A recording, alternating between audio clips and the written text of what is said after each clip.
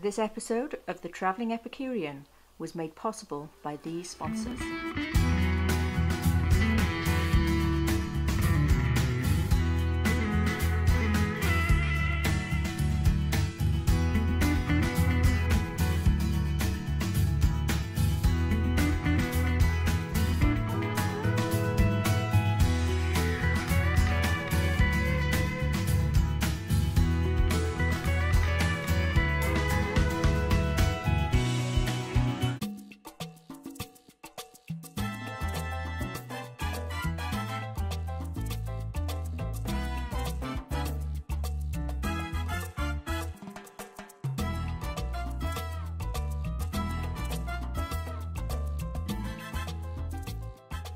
Hi guys, Michelle here. Welcome back to the Traveling Epicurean.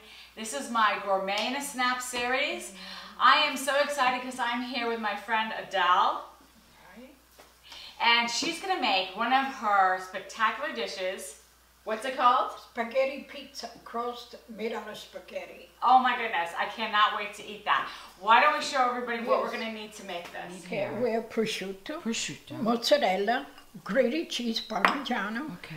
2 eggs, and beat it, and we'll melt some of the, maybe half of this butter to slice, and then And what are these beautiful peppers here? This is already done. I did it in advance. This is the 2 peppers. That's what's in here. Garlic and onion. Ooh, yummy. Basil. Okay. Oregano. Okay. And grated cheese and pepper. These are very important. And, you have to make it not 2 hours before the water has to drain. Otherwise, it's too much moist for the spaghetti. Okay, very good. And so you do, how much pasta is that, Adele? 1 pound. 1 pound. 1 pound Okay. spaghetti. And then we're going to cook that al dente? Yeah. Okay. Very good. Go. Like 2 tablespoons of butter? Yeah, that's all. Yes, that's important. Alright, so you've mixed in the salt and pepper and the butter, and now the cheese. Not a lot of grated cheese. It's about a half a cup. Yeah, much as you put it. As much as you want, yeah. It looks about a half a cup. So you're going to pour the pasta right on top. Yeah.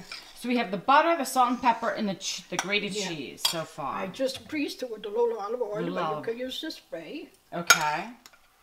And you've turned the stove on low, right? Just very low, yeah. We Okay. don't want to burn. Okay, gotcha. Ooh, I could hear it starting to sizzle. Yeah. And the peppers are steaming. They look beautiful. And how long is this going to go into the oven for, Adele? We have to see, you know, and it's about half hour. About but you gotta see when it all around it, the crust. The crust, you want That's to... it. It's got to Oh, be a little nice. crusty all around. Yes. Okay. Okay. Oh, so you put the prosciutto on now, too.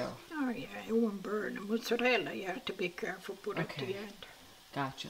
So you're putting a little bit more grated cheese on top. Yeah. So we're just building. Last but not least, the Yeah. tomatoes go on top, right? Yeah. So you're breaking up the tomatoes. Well, I don't want to cover the prosciutto. We done it Exactly. before. The good prosciutto. Okay. Very good. Okay. All right. Ooh, look how beautiful that is. So now you're gonna top it with the mozzarella. Yes. Ooh, look how pretty. That's gorgeous. Oh my goodness. Wow. So what are you doing there, Adele? You have scissors. Yes, sir. Only for the kitchen. They're kitchen shears, okay. Okay. And you're cutting, oh. Now do we have to let it sit for a little bit or Yeah. Yeah. And then thank you, Adele. I love this. This pizza pie is stunning and it looks so delicious. I cannot wait to have a bite of this. Oh my goodness. The flavors are amazing. And I think that the spaghetti strands really help the juices to flow in through, you know, in between. Find this recipe. You can go to thetravelingepicurean.com. Remember, it all starts with the food. Thank you, Adele.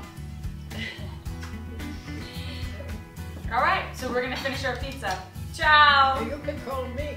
Oh, you can call Adele. You do that. You can do that too. Yes. We're gonna eat our pizza now. Ciao. Arrivederci. Arrivederci. squishy.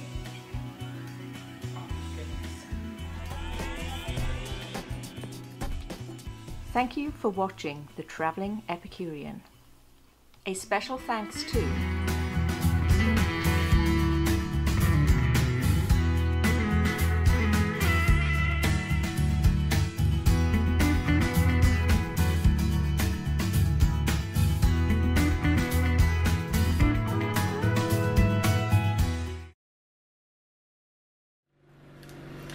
Hi, Michelle here from The Traveling Epicurean.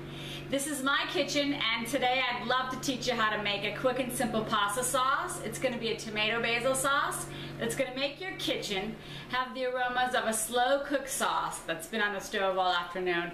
But this sauce is only going to take us about 30 minutes. So come with me and let's get started. The carrot, the onion, and the garlic right into the pan. It's going to be so easy. There's no chopping here. Mix it quicker. Great, we got our carrot peeled. I'm going to cut the ends off the onion, and then we're just going to peel the outer layer. I'm going to set that aside. Mash the garlic. Some will go flying. I use 2 cloves for this recipe. You know, I pretty much go by a clove a can of tomatoes.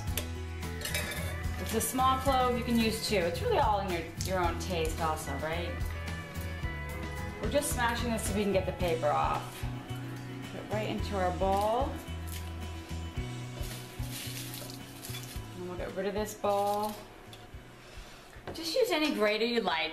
I love this grater. It's easy to use. I put it flat on the pan. It's just great. So we're going to grate 3/4 of this carrot here. Right into the pan, no chopping. Next thing about this is we're going to saute these 3 vegetables, the carrot, the onion, and the garlic. And we're going to soften them by sauteing them, put them into the blender, and they're going to disappear into the sauce too. Like the seasonings that I finally grind and put those into the sauce.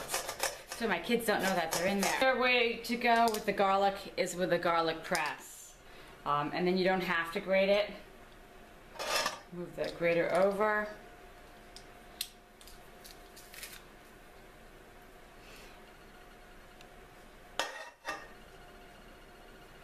And then it's all finally broken down. And then we're going to grate the onion. And again, just go as far down as you can. You know, you don't want to be hurting your fingers on top of the grater. So I think that was probably about half a cup of carrot, shredded carrot. This is going to be about a 1/4 cup of grated onion. Okay, so we'll add 2 tablespoons of olive oil to start sauteing this. We'll add about a 1/4 teaspoon of salt. We'll add another half a teaspoon of salt when we add the pureed tomatoes. We're going to get this sauteed. Saute it for about 10 minutes so it softens, and then we'll put it in the food processor with the whole peeled tomatoes. We're going to puree it and add it back to the pan, and then we're just going to simmer it for about 20 minutes and it'll be done. Look how gorgeous that is. Absolutely gorgeous. Great. We got these on the stove. Look how beautiful colors. Alright, so we're going to start sauteing this for about 10-12 minutes till it gets softened, and then we're going to deglaze with a cup of red wine. You can use white wine if you have in inventory. You know, this is all about the quick sauce, so it's kind of whatever you have in the cabinet. Alright, so here we go. We're going to deglaze it now with a 1/4 cup of red wine.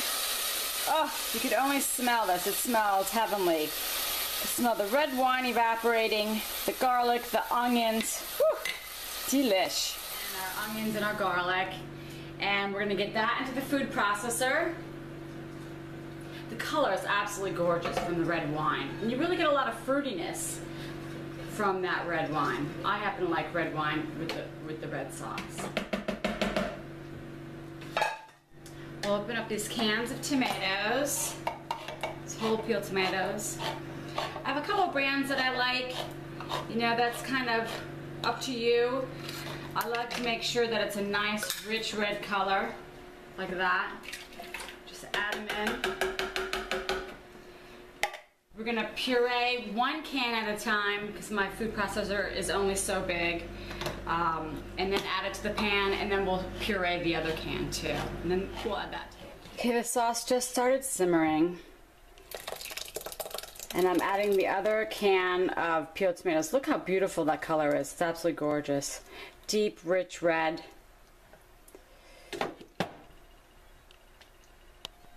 So I have added a tablespoon of sugar to this gorgeous red color sauce. And then I also have a designated spice grinder, which is actually a coffee grinder, but I use it for spices only. And I put Italian seasonings in there, which are coarse, and then I'm going to fine grind them. I'm adding fresh basil leaves. I leave them whole because I'm going to be taking them out. And it's going to infuse in the sauce and give it great flavor. This kitchen smells great. It's amazing.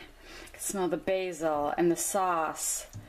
All right, we're gonna let this simmer for about 20 minutes. It's gonna be delicious. So another thing you need to have when you're making sauce is a big chunk of Reggiano Parmigiano cheese. It's really the only way to go. It's the best Parmesan that there is. And grate some right over your sauce. This is kind of the benefits of being the cook. So you know what also makes a wonderful little appetizer? Put a bowl of sauce on the table. Get a beautiful crusty bread, slice it up, and everybody can dump. The sauce has been simmering for 20 minutes. It looks so beautiful. And I got this really fun pasta, and we're just gonna scoop a spoonful of sauce over that. Isn't that beautiful? And I know that I'm on you about having that Reggiano cheese that I'm always raving about, which is really the best. But if you have a great cheese shop, they're gonna grate some fresh Pecorino Romano for you, which is also a delicious flavor. And I'm gonna sprinkle that right on top also.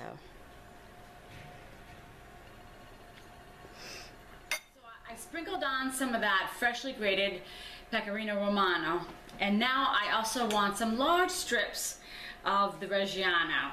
It's a beautiful presentation, and boy, is it delicious. Of course, we have to take a bite.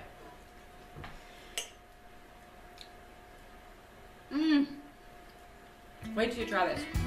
You're gonna love this sauce. As much fun as I did, and I can't wait to see you guys again soon.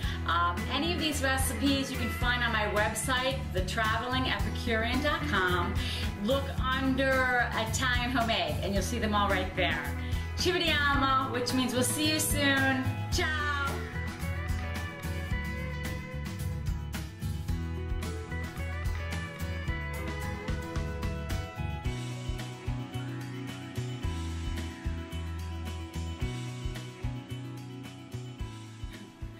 Hi, Michelle here with the Traveling Epicurean. Today's going to be wicked fun because I'm going to show you how to make chocolate whoopie cakes. We're going to fill them with a whipped cream vanilla pudding that we're going to tint pink for Valentine's Day. You'll never believe how easy it is to make these chocolate cakes. Let me show you what we're going to need to make them. This is what we're going to need for our homemade chocolate whoopie cakes for Valentine's Day. The easiest whoopie cakes you'll ever make. We need flour and cocoa, baking soda, baking powder, salt. I'm just going to whisk that in the bowl there. We need 2 cups of sugar, half a cup of vegetable oil, a cup of milk, 2 eggs, vanilla, pure vanilla. Of course, we need our Hershey's cocoa.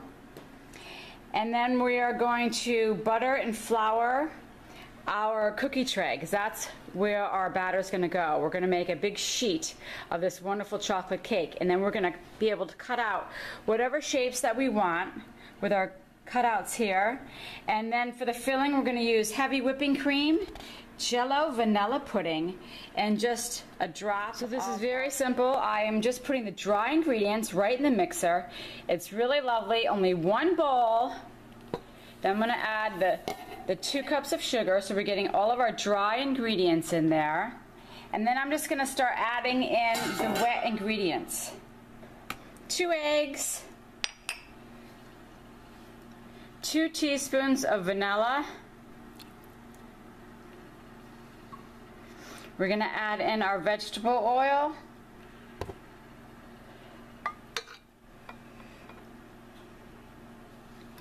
We're gonna add in our milk, our 1 cup of whole milk.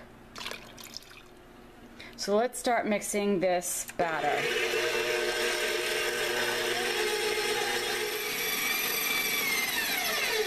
So it's almost done, but I'm just gonna scrape down some of the sides here, which is just typical when you're making anything in a mixer. You need to scrape down the sides a little bit. And then it has about 20 more seconds to make the 2-minute mark. And then we're gonna add the boiling water. And that's nice because it gets the cooking already started. Look how beautiful that is. Look at the color of that chocolate. It's amazing. It smells so chocolatey. It's absolutely delicious. And this is homemade Hershey's Cocoa Chocolate Cake. Now we're gonna add the cup of boiling water, and then we're gonna mix that and then pour it right into our baking sheet here. So I've taken a paper towel, I folded it a couple of times. I'm gonna take our room temperature butter. You know, I really like to use butter instead of Pam for a cake bottom because it just gives it that much extra flavor. You're baking, so you want some good flavor there. And I'm just going to rub down the sides and the bottom with the butter. Just like that. And then we're gonna dust in some flour, just like you're doing a cake pan. Same thing as a cake pan, except this is just wider, it's a cookie sheet. But it's the same concept. And then it's an easy removal for when we get to cut out all of our wonderful shapes. And we're done. Then we're gonna sprinkle in some of this flour, just like that. And then just shake it back and forth. Just like this. Beautiful. Okay, so now we're just gonna pour this right into our pan. Just like that. So I've got it into the pan here, and I'm just gonna smooth it out with our spatula. It's a very liquidy batter. Don't let that scare you. Just have to be careful putting it into the oven because this is such a wide tray because it's on a cookie tray. Here is our amazing chocolatey sheet pan of chocolate cake that we are going to cut out some really cute shapes here and then stuff them with this whipped cream vanilla pudding filling. It's going to be so delicious. So while this is cooling, I'm going to start working on the whipped cream filling. This whipped cream filling is just amazing. It's refreshing, it's light. You're going to love the change from the confectioner's sugar. You've got to try this.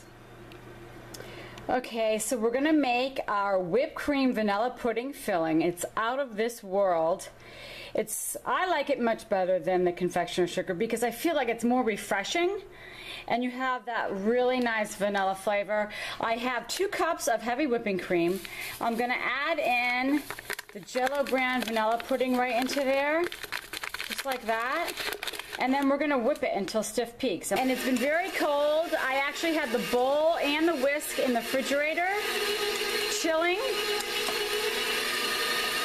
And then I'm gonna turn this whisk up a little bit, and I'm just gonna keep whisking till I get some stiff peaks.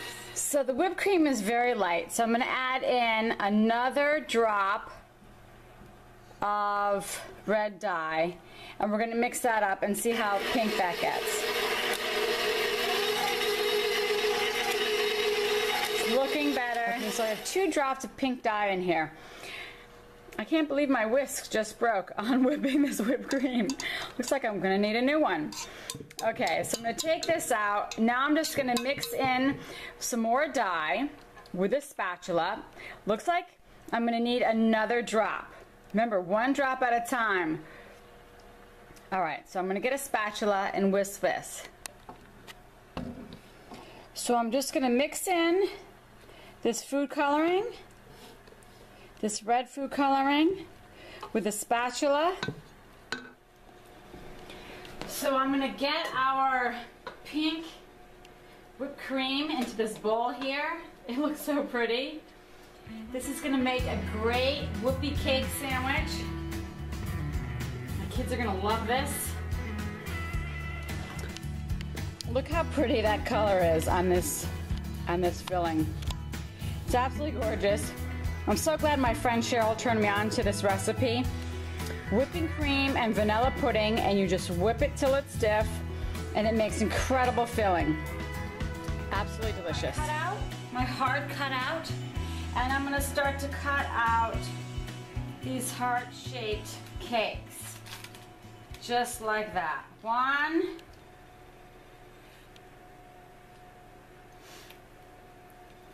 2, gently pull up, 3. They're so cute. So I have my spatula, which I'm going to get underneath there to get out our hearts. But I'm going to sprinkle this board with a little bit of confectionery sugar. This way, the bottoms will go onto the confectionery sugar, and the bottoms will also have a coating. We'll put in our filling in the middle, and then we're going to put a top on top of that. And see, just from the paper being underneath it, it's really pretty easy. But I'm going to put the spatula there just to help me out a little bit. And then I could just grab it with my hands. Isn't that beautiful? Look at that heart cake. It's absolutely gorgeous. All right, so this is going to be the bottom. So I'm going to put it right on top of our confectionery sugar. I'm going to get to the next one. Pull up a little bit, and then we have our second heart. I'm going to put it right there, and I'm going to keep going through until I have all my hearts laid out, and then we're going to put some of that filling right on top of there. So here we go, filling our beautiful whoopie cakes with this vanilla whipped cream filling. So delicious. You're gonna love this filling. There. You can make shamrocks. You could do them with a green food coloring. How cute would that be? There. Now I'm gonna put on the tops. And we have this top here. It's gonna go right there. We have this top here, it's gonna go right there.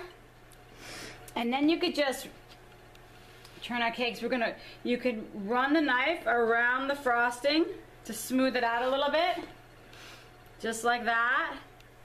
Without getting too much of the cake on there. We're gonna sprinkle some confectionery sugar, so that's always wonderful to hide all those imperfections. Chocolatey whoopie heart cakes, they're so beautiful. And now I'm just gonna take my sieve, and I'm just going to sprinkle some confectionery sugar right on top. Just like that. So look how pretty these came out. They're absolutely gorgeous. Our little whoopie heart cakes.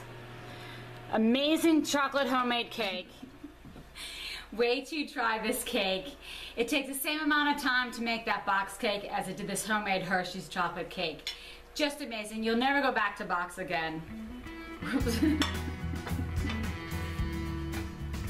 So my extra large heart-shaped cookie cutter was perfect for making this cake, this whoopie cake for Valentine's Day. It's perfect for 2 people, and I have more for the kids. But the cake itself is so moist and chocolatey. Really, really good. You will never go back to making box cake again after you make this homemade Hershey's chocolate cake.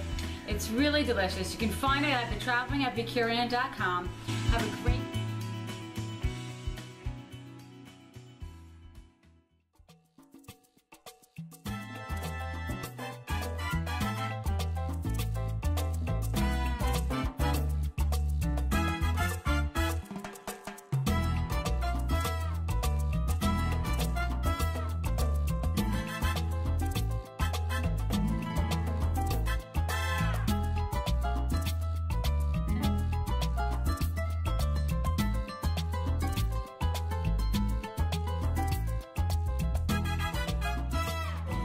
Don't be afraid of the kale. By request, I'm showing you how I make my mango kale smoothies this week. Absolutely delicious. I drink 2 of these energizing smoothies every single week. You're gonna love this. Come on over here and I'll show you what we're gonna need to get this going. This is what we're gonna need to make our mango kale smoothie. I have fresh kale leaves. I'm gonna need a cup of that. I have a cup and a half of frozen mango, a 1/4 cup of frozen sliced banana, 1 ice cube, a teaspoon and a half of grated fresh ginger. I have Cabot vanilla bean Greek yogurt, and we're gonna need light apple juice. This is a cup and a half. I'm gonna get this all in the blender and we're gonna start making our smoothie.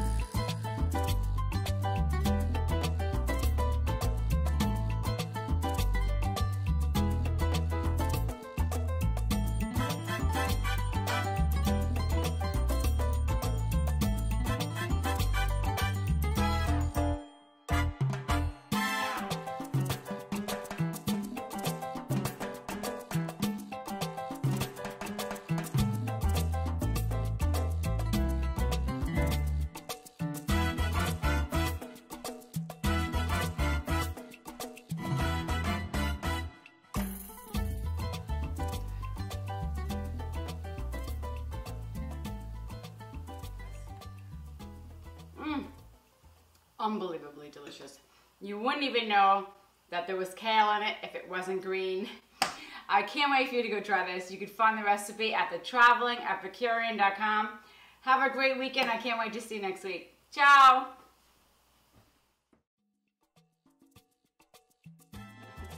Are you afraid of kale?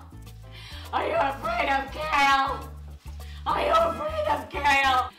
Don't be afraid of the kale.